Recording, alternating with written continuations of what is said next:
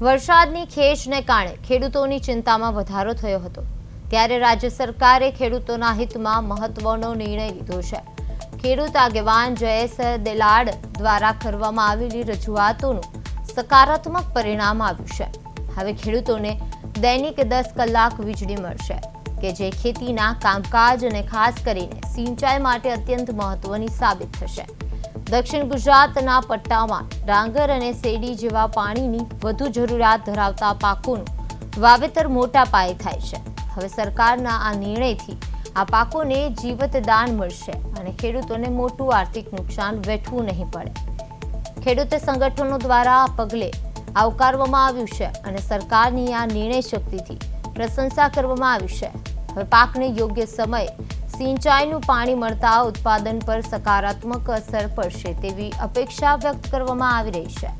ખેડૂતો માટે સરકારનો મહત્વનો નિર્ણય લેવાયો છે। હવે ખેડૂતોને 10 કલાક વીજળી મળશે અને વીજળીના કલાકોમાં 2 કલાકનો વધારો કરવામાં આવ્યો છે। દક્ષિણ ગુજરાતના ખેડૂતોને ફાયદો થવાનો છે।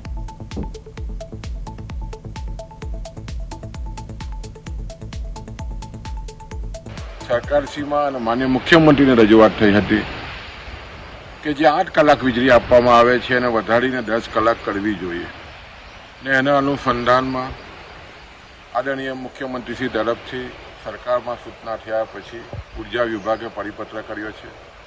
10 કલાક વીજળી આપવાની જે વાત સ્વીકારી છે એને કારણે ખેડૂતોમાં ખૂબ જ આનંદની લાગણી છે।